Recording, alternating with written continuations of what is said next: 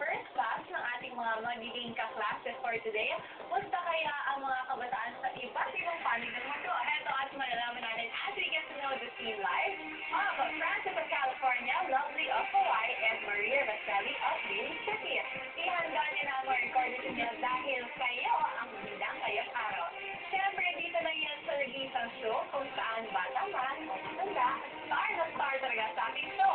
Ako po si Bianca Gonzalez, close tayo sa PFC Connect.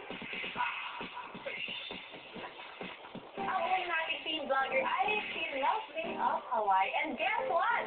Birthday niya ngayon! Happy birthday, Lovely! At ito ang birthday gift namin sa'yo, ha? Ito na ang pinakamagandang regalong maibibigay ng PFC Connect. Ang marinig ang iyong teen story. She posted, "Hi, Ate Bianca. Sana mapili itong vlog ko. Being a teenager is the hardest part of growing up because there's a time when you learn almost everything about life.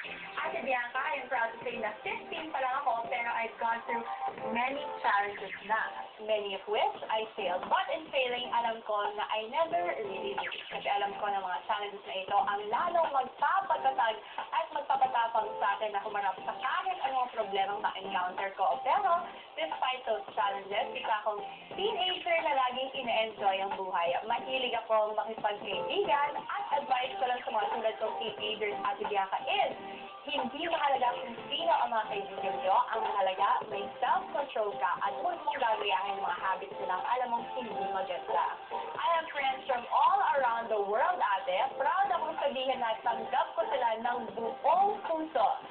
Lovely, lovely ka naman talaga, no? At happy birthday ulit sa'yo. Believe kami sa'yo dahil 15 years old pa lang ka. Very positive ang outlook mo sa life. And the lovely head naman ng palaban na team ka-bonding na si Francis of California. Hi, Bianca. I've been living here for almost 2 years na. And yeah, as a teenager na nag-migrate sa abroad, mahirap pag-adjust dahil iba ang buhay dito sa Amerika. Siguro na homesick ako for like 6 months.